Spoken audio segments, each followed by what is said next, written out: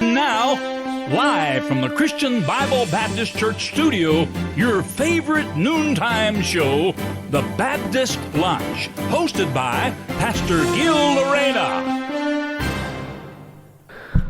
Alright, magandang tanghali po sa ating lahat at muli na naman po nagbabalik sa here ang ating pinakapaboritong programa tuwing tanghali, ang The Baptist Lunch. Kanina po, I believe, kayo po ay pinagpala sa ating impormasyong pangkalusugan and I believe it's very important na bawat isa po sa atin ay maging malusog physically. The more that we have to be healthy and fit pagdating sa ating spiritual na pamumuhay. Alright? So ngayon po ay, of course, nakikita nyo naman po ngayong tanghaling ito. Kasama ko po ngayon dito si Pastor Louie. Magandang tanghali mo, Pastor Louie. Pwede po kayong muna buhati sa kanila. Amen. Magandang tanghali po sa lahat. And let's enjoy our program. Amen. Alam niyo po, alam niyo naman po na lahat that this is the hour for you young people, and I believe that this will be a great blessing para sa inyo lahat. And so get excited, and I believe that sa inyong pananghalian ngayon ay mabubusog kayo ng gusto. Kung kayo man ay talaga nagpapakabusog physical, ay mabubusog din kayo spiritual. Pero bago po ako magtuloy-tuloy, ay hindi lamang po si Pastor Louie ang kasama po natin ngayong tanghali. Kasama rin po natin ngayong tanghali dito sa studio. May dalawa pa pong pastor na kasama po kayo dito. Dito po kasama po natin si Pastor Gomer at saka si Pastor Jenner ng ating mga missions. So, maaari iba sa inyo nag-wonder bakit natin sila malapakabunan natin sila. Bakit natin sila tinatawag ng pastor? Eh, nasa mission pa. Sabi ni pastor, para po kay Pastor Hilton. This is not for everyone. This is what our pastor believe and what they are teaching from us. Alright? So, ano po yung sabi ni Pastor Hill? The reason why they are being addressed as pastor because they're already pastoring a people. And ako po ay naniniwala that meron na po silang inaalagaan na tao in behalf of our pastor. Siyempre, ayaw ni pastor na bagamat kinikilala natin still he is the main pastor because di pa sila doon na organize as a church, pero as far as the job ay pinag-uusapan, ang pinaka talaga nag-aalaga sa mga taong kinabibilangan po nila ay sila. Pero the authority is from Pastor Hill because siya po yung pinaka-main pastor. Pero dito po, bati po muna kayo, Sir Gomer, Sir Jenner. Magandang umaga po sa ating lahat at sa lahat ng mga young people. God bless you po sa ating pong mga maririnig. Yes, Caesar. Magandang tanghali po sa ating lahat at God bless you all po at tayo po ay patuloy po na andito para patuloy na makatulong sa atin spiritual. Pastor Louie, parang hindi yata kayo pinakape dito. Wala pa. Wala pa ba? well, anyways. Alright. Kasama po natin. Mamaya po may share din po yan sila sa atin. Tatlo po para sa mga young people. Tatlo yung merong may share sa atin sa tanghaling ito para sa ating pong programa. But before we continue, syempre hindi tayo magsisimula ng tuloy-tuloy ng walang panalangin. Tayo po muna yung manalangin. Let's close our eyes, let's bow our heads, let's pray. Heavenly Father, thank you, O God, for this day na ipinagkaloob niyo po sa amin to have this program once again. Thank you for continuously giving us a good internet connection and prayerfully until the end of this program ay may maayos po kami connection up to all the service mamaya, Panginoon. And inihiling ko po particularly for this program that you please guide us and be with us and use the pastors that will share for the young people, oh God, your wisdom, knowledge, and understanding and your word. That's why we're asking you to please also empower us with your wisdom so that they'll be able to understand the message that you have for us or for the young people, oh God, during this program. All the glory belongs to you. Cleanse us from all unrighteousness. Forgive us in all our sins. In Jesus' name, amen. Alright, katulad po na sinabi ko kanina sa inyo, tatlo po yung nakita nyo po dito. Mamaya makapag-share ng testimony. But of course, sasamantalahin natin because not all the time kasama po natin sila. Kaya ngayon po tanghaling ito, mga kabataan, mga young people, I would like you to please pay attention and grab this opportunity and the privilege that God has given us na matuto mula po sa kanila. At ngayong tanghaling po ito, ang pinaka-main na magsasalita po sa inyo ay walang iba kundi ang ating kilala ng pastor dito po sa atin at doon po sa Tarlac. Wala pong iba kundi si Pastor Louie. Pastor Louie, pwede na po kayong magsalita para sa mga young people natin. Amen. Magandang umaga po sa inyo lahat. And thank you so much, Sir Jao, for this great opportunity once again for me to share the Word of God. And salamat po sa ating pong pastor. Sige po, sa ilang sandali ay nais kong talakayin at bigyan ng pansin ng mga bagay nito. Sabi ni Sir Jao ay pag-uusapan natin all about spiritual maturity for the young people. Okay, so Proverbs chapter number 19 sa atin pong mga Bible, there is a very familiar passage na akin pong tatalakayin sa inyo ngayong tanghali. At ang sabi po ng Bible dyan, basahin po natin. The Bible says, verse number 21, Proverbs chapter number 19, "There are many devices in man's heart, nevertheless, the counsel of the Lord that shall stand." Okay? Dito sa talatang binasa natin, tayo sandaling manalangin bago mag-opening prayer ni Sir Jao. Panginoon, salamat po sa mensahe. Salamat po sa talatang aming pag-uusapan, and make this verse, oh God, a blessing to your people, especially for the young people. I do pray ng mga young people, O Diyos, ay patuloy bigyan ng wisdom, help them to understand your word, and thank you so much for this great program na makakatulong, Panginoon, para sa aming pong mga minamahal na mga young people. Thank you so much. Ito po ang aming dalangin. In Jesus' name I pray. Amen. Okay, so good morning po once again. Magandang hapon na pala, tanghali. Magandang tanghalian po sa inyong lahat. Ano po? At dito sa ating talatang binasa, and we know that this is the letter of Solomon, the book of Proverbs, and this is the book of wisdom. And napakahalaga na ating makikita dito, mga kapatid, ang mga salita ng Diyos na napakahalaga. Now, sabi ni Solomon, "There are many devices in man's heart. Nevertheless, the counsel of the Lord that shall stand." Okay? Now, napakahalaga po. Now, sabi ng Bible dito, there are many devices. Now, the word devices, bigyan ko lang po muna kayo ng mga word meanings so that ating lalong maunawaan ang ating pong pag-uusapan ngayon pong oras na ito. Now, the word devices, same as the word intentions or plans. So yan po ang ibig sabihin ng word na devices. Okay? The word devices particular in this verse right here is that means plans or intentions. So makita natin na sa buhay ng isang tao ay napakaraming mga intentions, napakarami nating gustong gawin, napakarami nating gustong plano, napakarami nating plano. Okay? So lahat tayo ay merong plano. And kaya kung kayo po ay wala pang plano, dapat magkaroon po tayo ng plano. Bagamat binanggit ng Bible yon, but sabi po ng Biblia, "But nevertheless, the counsel of the Lord that shall stand." Okay? Now the word counsel, same as the word advice, or also the plan of God that shall succeed in our life. So as a Christian, bilang isang mananampalataya, napakahalaga po na yung plano ng Diyos sa buhay natin ay siyang magtatagumpay. Okay? Kaya nga napakaganda, salamat sa Panginoon. Tandaan po natin na ang plano ng Diyos sa sangkatauhan ay yung ang tao po ay maligtas. Amen. At salamat sa Panginoon, siguro naman ay maraming beses na paulit-ulit na yan. But then, hindi, bagamat paulit-ulit din, pero hindi din talakayin yung ating kaligtasan. So yung plano ng Panginoon, sapagkat alam nyo ho, yung plano ng Diyos nung tayo po ay naligtas ay napagandang pangyayari sa buhay po natin. Okay? At salamat sa Panginoon na tayo po ay naligtas. At salamat tayo po ay nagsisi ng ating kasalanan, as somebody shared to us the gospel, and we accepted the Lord Jesus Christ as our Lord and personal Savior.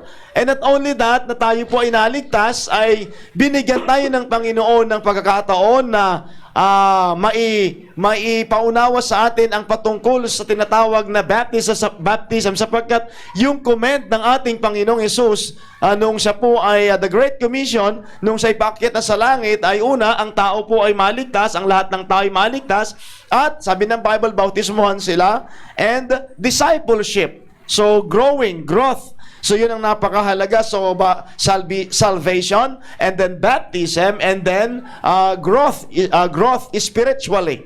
So napakahalaga po na tayo po ay makaunawa ng mga bagay na ito. Kaya salamat sa Panginoon na ating naunawaan yung kaligtasan at dinala tayo ng ating Panginoon sa isang local Bible-believing Baptist church. And thank God, binigyan tayo ng pastor and ibinigyan tayo ng church. And of course, sa church ay mayroong pastor in order for us to grow. Amen? So when we say grow is mag-mature spiritually. Okay, so maraming beses ay ating napapakinggan ang growth physically. Kaya nga po nag-grow tayo physically. So, naturally, sinabi ng ating pastor, nag-grow ka naturally, physically. But most of all, mga kapatid, ay napakahalaga din na mag-grow tayo spiritually. Sapagkat yan ang design ng Diyos sa bawat mananampalataya. Mag-grow tayo sa ating buhay pananampalataya. Kaya nga ngayon ay napakahalaga yung batayan. Now, isang araw kayo mga young people ay nasa stage po kayo na kayo po ay bata pa or teenagers, and one day dadating kayo sa isang stage na kayo po ay magkakaroon ng pamilya. And that's why napakahalaga na magkaroon kayo ng plano. Yeah. Kaya nga magkaroon tayo ng plano. Salamat na mayroon tayong simbahan na dito pa lamang na tinuturuan tayo at tinutulungan tayo na maisaayos ang ating mga plano. At ang plano natin ay ayon doon sa plano ng Diyos. Sapagkat tatandaan po natin na ang Diyos ang nag-establish ng family. Okay? So many times narinig na yan sa ating pastor. Ang Diyos ang nag-establish ng family, ang Diyos ang nag-establish ng marriage. At yan ang desire ng bawat isa. Kaya nga, bago ho tayo dumating sa bagay na yon, kaya nga salamat, may programa tayo ditong preparations, okay? Para sa mga young people. And napakahalaga mga kapatid dito yung ang ating buhay ay ma-inline natin doon sa plano ng Diyos. Kaya nga napakaganda na tayo po ay mag-mature sa ating buhay pananampalataya. Kasi po, hindi po napakahirap na pag kayo po isang araw ay dumating na sa isang pagpapamilya at hindi kayo nag-mature spiritually. That's right. Okay? Kasi po, dadating tayo sa makakaranas tayo ng mga hamon sa buhay. Kaya at isang araw, magbibuild ka ng family. So anong klaseng pamilya ang iyong itatayo kapag ikaw ay magtatayo ng pamilya? Kaya nga alam niyo ba na yun yung desire ng ating Panginoon, na yan ang desire ng ating pastor, to have a godly family. Okay? To have a godly family. Kaya kung tayo Kristiyano, anak tayo ng Diyos, so that must be our desire. Magkaroon tayo mga kapatid ng desire na mag-establish ng godly family. So there is no such thing as a perfect family, but there must be and there is a godly family. And you should and we should establish a godly family. Alam niyo po ba na naalala ko na ang sinasabi nga ng ating pastor na hindi man lahat ay magpapastor sa mga young people, hindi man lahat magkakapag-asawa ng pastor, pero alam niyo ba na mailagay lang sa tamang kaayusan ng ating pamilya ay napakalaking blessing ho yun sa ating pong komunidad. Napakalaking blessing ho yun sa ating komunidad. Sa madaling sabi, hindi na ho tayo magiging problema ng ating gobyerno. Bakit? Alam na ho natin na patakbuhin ang ating pamilya sapagkat na-build tayo ng pundasyon ng salita ng Diyos. Nag-mature po tayo sa atin pong buhay pananampalataya. Kaya naalala ko lagi yung sinasabi ng ating pastor, ang kanyang kinatatakutan ay kapag itong mga immature, itong mga tao na walang pagkaalam sa salita ng Diyos, isang araw mag-i-establish sila ng kanilang family. Kaya nga makita niyo po ngayon, ay anong klaseng pamilya ang kanilang i-establish. Kaya nga ako, kung masasabi ko, hindi ako nagmamalaki, but ako'y nagpapasalamat na ako ay na-build sa ating simbahan at ako po ay produkto ng atin pong pastor ng kanyang pagtuturo. Hindi ko naman sinasabing mayroon akong perfect family. meron pa rin kapintasan. Masalamat, I believe, masasabi ko na godly family is because there is a foundation based on the Word of God. Kaya nga, sabi ng Bible, napakaraming plano ang bawat tao, sa puso ng tao, napakarami silang intentions, but we need to understand that the plan of God shall succeed. Kaya nga, alam niyo ho ba, napakahalaga na maaga pa lamang ay sundin na natin yung direction ng Panginoon sa buhay po natin. Kaya nga, salamat sa Panginoon sa ating simbahan, na yun ang patuloy na ating ipinaglalaban sa ngayon. That's why naniniwala tayo sa discipline, naniniwala tayo sa preparation. At laging sinasabi nga ng ating pastor, isa sa mga motto ng ating pastor ay success is in the preparation and not in the performance. Okay? Success is in the preparation and not in the performance. And if you want to build a godly family, so kinakailangan isama mo yan sa iyong preparasyon. Okay? Kaya nga napakahalaga yung preparation natin. Kaya nga po, mahalaga talaga kaya kayong mga young people. Alam niyo, many times, nararanasan ko na rin po yung nag-a-advise, kaya ng ating pastor, nag-a-advise po ng mga may asawa na, pero pambihira. Ngayon, napakahirap, para bang sabi nga ni Pastor, yung kanyang terminology, humihila ka ng kawayan na pasalungat. Bakit? Napakahirap i-inline. Bakit? Mula pa lamang sa pasimula ay sablay na. Yeah. Okay? Kaya nga, wag na kayong mag-adventure, mga young people. Alam ko, mga adventurero kayo pero wag na kayong mag-adventure as far as the family is concerned. Okay, may nakakaranas na po ako ng mag-advise ng mga young people. I'm very much concerned. Kaya sabi ko, nakikita ko yung buhay ng mga young people. Kaya talagang sadyang napakaraming mga napapahamak. Pero salamat sa Panginoon na dito po sa ating simbahan na tayo po ay makakakita ng mga pamilya, of course, na sumunod sa sistema ng salita ng Diyos. At sasabihin ko po na ako po ay proof. Sinabi ko nung nagsalita ko nung last time, ako po ay bunga ng katuruan ng salita ng Diyos, katuruan ng ating simbahan, prinsipyo ng salita ng Diyos, at ako po ay naikasal ng maayos.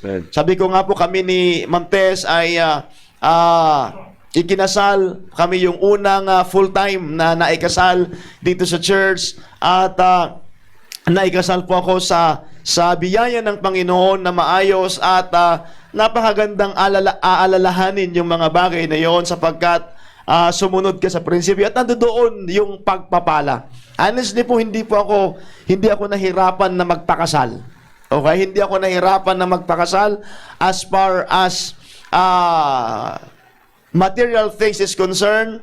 Okay, all is talagang ibinigay ng Panginoon at nadoon sa plano ng ating Panginoon. Kaya nga, sabi ko, nagpapasalamat ako na mayroon ako ngayong buhay na ini-enjoy ko yung aking pag-asawa at pagpapamilya, sapagkat ako ay mayroong pundasyon ng salita ng Diyos. Kaya naalala ko po noon na mag-aasawa na po ako, yun yung, doon lang ako nahirapan yung magpaalam. I mean para bagang yung magsabi kay pastor ba, kasi buti nga ngayon yung mga young people tinatanong ni pastor kasi nga para sa kaalaman niyo ay nandoon kami sa panahon na ang simbahan ay puro building. Okay? Way back 2000 hanggang 2005, yan yung panahon. Of course, 1999 nag-start dito tayo sa Apubay ay 1997, September of 1997, and then ako ay nakarating na dito, and then pagdating yung mga kasagsagang yun, iilan pa lamang yung kinakasal. At wala pa po tayong ganitong programa, mga kapatid, na wala pang preparations, wala pang grupo-grupo ng mga young people, wala pa, sapagkat ang focus pa ng ating pastor ay building the church as a church building. And of course, nagpanahon pa na nagpaparami talaga ng tao, at doon talaga kaya nga hindi pa gaano yung pag-aasawa. Ngayon yung mga young people may programa na tayo. Kaya sabi nga ni pastor, napakapalad yung mga young people.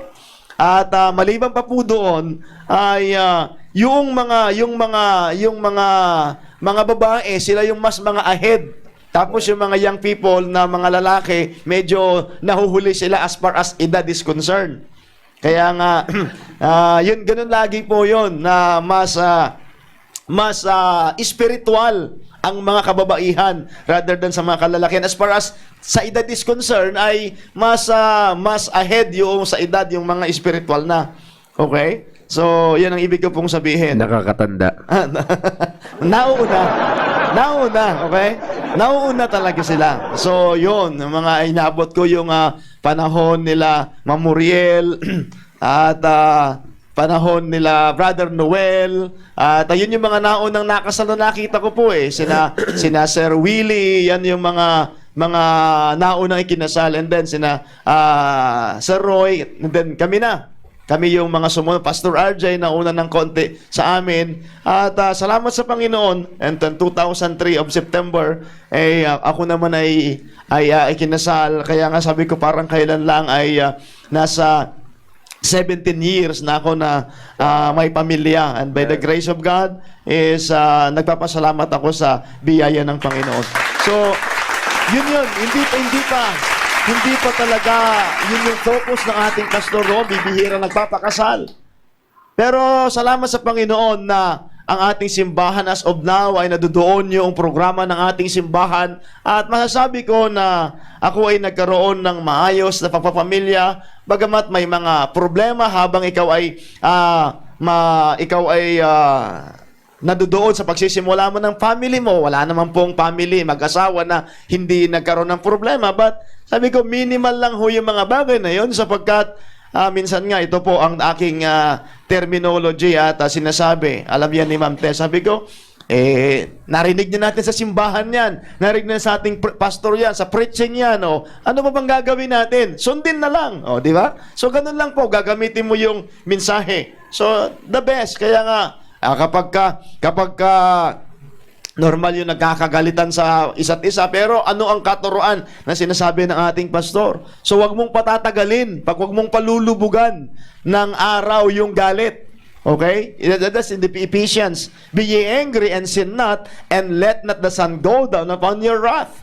Kaya nga, yun yung mga prinsipyo. Kaya nga, mahalaga talaga yung spiritual maturity. Kaya nga, hindi pwede yung tampo-tampo, hindi pwede yung ganyan-ganyan. Kaya, salamat sa kaya nga, dapat lalo na tayong mga lalaki, patibayin natin yung ating prinsipyo mula sa salita ng Diyos sapagkat if you have a man of principle, yan lang yung paiiralin natin sa pag-aasawa natin.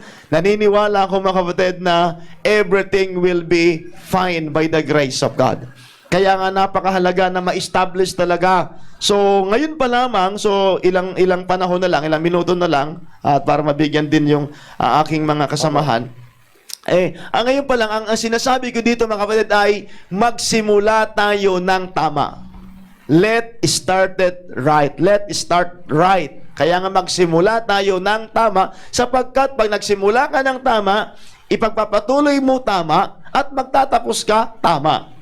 Okay? Alisin na, mahirap kapag nagsimula ka na ng mali. Kaya ipagpapatuloy mo, mali. Magtatapos ka pa rin mali. Pero salamat sa Panginoon. Pero mayroon tayong